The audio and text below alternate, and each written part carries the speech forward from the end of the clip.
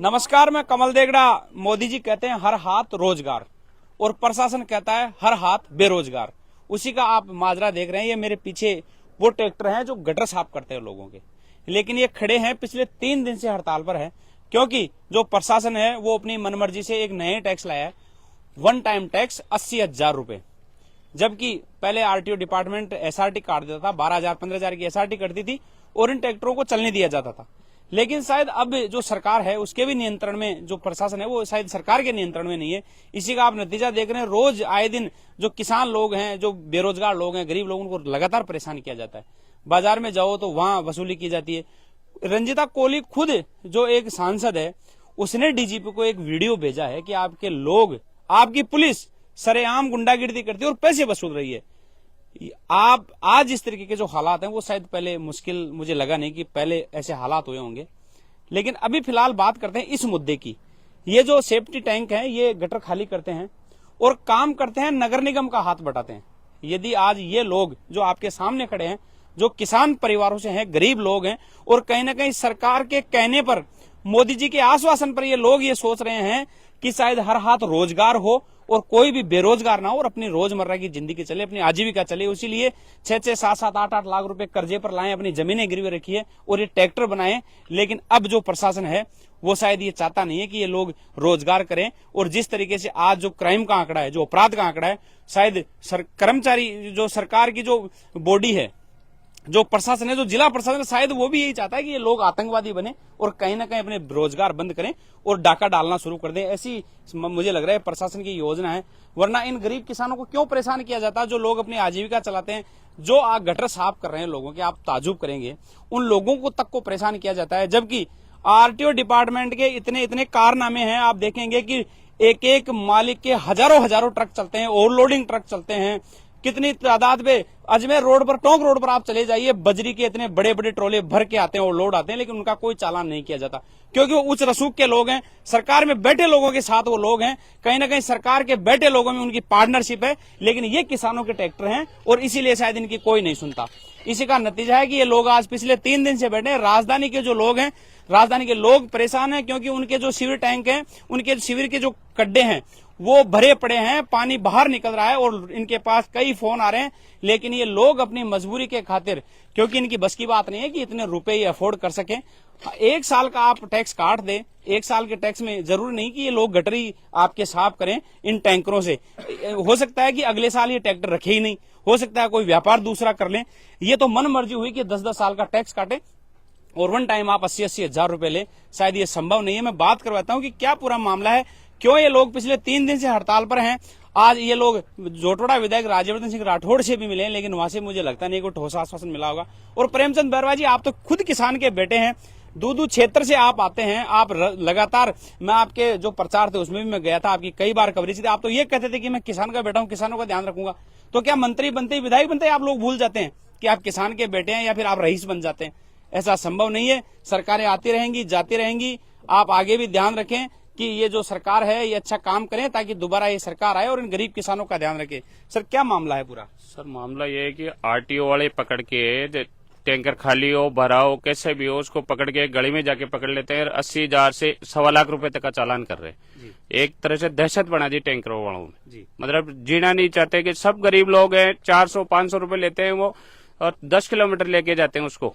Diesel भी जलता है, सब कुछ जाता है। जाते ही वो निगम वाले पैसे मांगते हैं वहाँ पे, और पुलिस वाले मांगते हैं। जहाँ चौराहे पे रोकते हैं वही पुलिस वाले हाथ दे देते हैं। हर चौराहे पे एंट्री दो, और चैम्बर दे रखा है क्वींस रोड पे, और पुलिस वाले बोलते हैं कि साहब नो एंट्री है इधर। अब जाए तो कहाँ जाए, खाली करने कहाँ जाए? तो बाईपास के पास में एक तो चैम्बर दे, 2-3 कम से कम। ये समस्या है हमारी। और पुलिस वालों को मना करे, क्योंकि पुलिस वाले आए दिन परेशान करते हैं, किसी के भी चांटे दे लेते हैं, किसी भी ड्राइवर के कुछ भी कर देते हैं।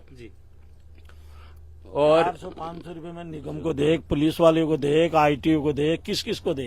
अच्छा, आप मात्र 500 से 600-700 रुपए लेते हैं। फिर हमारे बच्चे नहीं पालेंगे कि उनको ही पुलिस वाले को, निगम वाले को दे देंगे, तो फिर हमारे बच्चे ड्राइवरों की तनख्वाह, डीजल, मेंटेनेंस, ये कहाँ से निकालेंगे? एक नया ट्रैक्टर निकलाया है, 1 महीना हुआ है, उसी का आप 80,000 90,000 का चालान भर रहे हो। कैसे? फिर कंपनी को ही दे दो ना ऑथराइज। जी, तो उसी में जोड़ के दे देंगे बिल में, भाई इतने का पड़ेगा ये टैंकर। आज किन किन लोगों से मिले आप?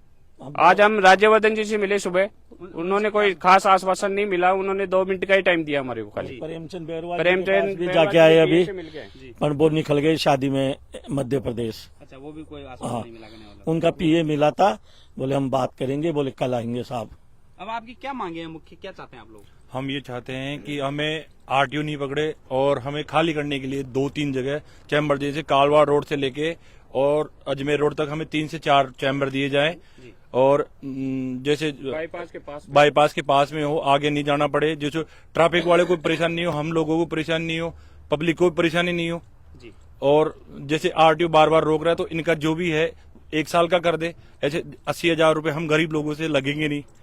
और ये निगम वालों को उनको बोला जाए कि हम जो बार बार खाली करते हैं, जो हमारे ड्राइवरों को परेशान करते हैं, गालियां देते हैं, कभी अशब्द बोलते हैं, यही मंथली मांगते हैं आप? हाँ, सबसे ज्यादा हम नगर निगम और पुलिस वाले से दुखी है, सबसे ज्यादा। हर महीने उनको एंट्री देनी पड़ती है और लाइसेंस लाओ, कागज लाओ, पर पैसे लिए भी नहीं छोड़ते हुए किसी के बाप को। सब चीज उपलब्ध है हमारे पास, लेकिन फिर भी हमारे चालान होते नो हैं। एंट्री का बायना ले लेते हैं, कुछ ना कुछ चालान कर ही देते हैं।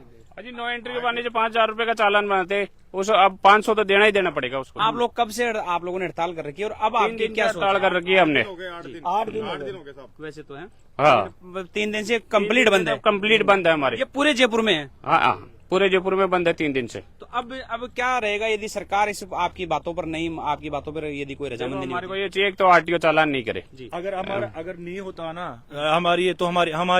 हमारी हड़ताल जारी रहेगी आगे तक, जब तक हमारी मांगे पूरी नहीं होगी। हम किसी का कोई काम नहीं करेंगे, क्योंकि हम गाली खाने के लिए या हम कमाए 400 रुपए दे, 1.5 लाख रुपए, ये हमारी बस की बात नहीं है। 400 रुपए में आईटीओ को दे, पुलिस को दे, नगर निगम वाले को दे, फिर हमारी क्या हर बचा? टैंकर के ऊपर ये लिख दे जयपुर नगर निगम। ये चाहते हैं हम, हर टैंकर के ऊपर ये लिखा जाए जयपुर नगर फिर निगम। हमारी क्या बचा? तो आप देखिए, ये लोग 500-600 रुपए लेते हैं और उसके बाद 1,60,000 रुपए, 1,50,000 रुपए आरटीओ डिपार्टमेंट को दे। और डीजीपी साहब, आप सोचिए, ये कह रहे हैं, साफ इनका कहना है कि पुलिस के लोग सब कुछ कागज होने के बाद भी ड्राइवरों के रोज चांटे मारते हैं। ये कहाँ की सामाजिकता है या ये कहाँ की सभ्यता है कि आप लोग आराम से भी इनको समझा सकते हैं?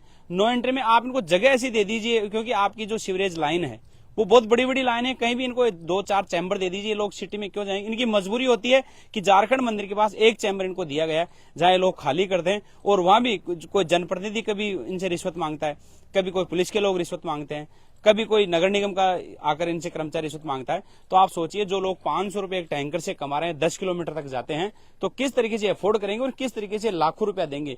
ये कोई बिजनेसमैन नहीं है, आपके पास बड़े बड़े बिजनेसमैन हैं, बड़े बड़े ट्रांसपोर्टर हैं, आप उनको परेशान कीजिए। तो किसान लोग हैं जो कहीं ना कहीं मोदी जी के आश्वासन पर, मोदी जी के आह्वान पर ये लोग देश सेवा करना चाहते हैं, क्योंकि गंदगी साफ कर रहे हैं। मोदी जी का सपना था कि हमारा भारत साफ हो, स्वच्छ हो। उसी मिशन के तहत आप देखेंगे टैंकर पहले थे ही नहीं, नगर निगम से लोग खाली करवाते, नगर निगम कभी खाली करता था, कभी नहीं करता था। लेकिन आज जिस तरीके से मोदी जी ने आप पूरे भारत से ये गुजारिश की, ये निवेदन किया कि आप इस स्वच्छ भारत मिशन में जुड़े, और कहीं ना कहीं, और वास्तव में आप देखेंगे कि जो सफाई का आंकड़ा वो बहुत अच्छा है, सफाई होगी, बीमारियां नहीं होगी, मच्छर नहीं फैलेंगे। लेकिन शायद प्रशासन ये नहीं चाहता है।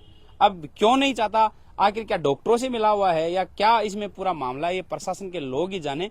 और कहीं ना कहीं ये जो गरीब किसान हैं, जो अपने बच्चों को पालने के लिए, अपनी रोजमर्रा की जिंदगी चलाने के लिए, अपनी आजीविका चलाने के लिए जो एक छोटा सा काम कर रहे हैं, आप देखेंगे कि अब पूरे जो राजधानी है जयपुर है, उसमें लगभग 300-400 ट्रैक्टरों की हड़ताल है। अलग जगह से मेरे पास कॉल आ रहे हैं, भाई साहब हमारा साथ दीजिए। हमारा समाचार तो हमेशा ही कोशिश करता है कि उन गरीब लोगों के लिए, उन दबे हुए लोगों की आवाज पहुंचे। और मैं और तमाम मीडिया से भी निवेदन करूंगा कि आप लोग भी इन धनाढ़े लोगों को छोड़कर इन गरीब लोगों का ध्यान दीजिए, कम से कम इनकी अच्छी खबर उठाइए, आप इनका साथ दीजिए, ताकि जो सरकार है, जो जिम्मेदार हैं, जो प्रशासन के लोग हैं, हो सकता है कि प्रशासन को पता ही नहीं हो और प्रशासन ही नीचे कुछ न कुछ काम ऐसा कर रहा हो कि ये लोग कमा के नहीं खाएं। तो आप तमाम जो मीडिया है उनसे भी मैं निवेदन करूंगा कि आप ऐसे इन लोगों की, जो गरीब किसान है, नौजवान है, आप इनकी खबर उठाइए, इनकी आवाज उठाइए और सरकार को चेताने का काम कीजिए, ताकि जो आज आंकड़ा है, जो आज अपराध है वो भी घटे, क्योंकि हर हाथ रोजगार होगा तो शायद अपराध भी घट जाएगा। आप इसका ध्यान रखें और तमाम ऐसी खबरों के लिए, ग्राउंड रिपोर्ट के लिए, सच्ची और अच्छी खबर के लिए आप लगातार हमारा समाचार के साथ जुड़े रहें। को हमारा समाचार कोशिश करता है कि आपकी आवाज को सरकार तक पहुंचाएं, प्रशासन तक पहुंचाएं, शासन तक पहुंचाएं और आपकी मदद करें। सहयोगी नंदलाल शर्मा के साथ कमल देगड़ा, जयपुर।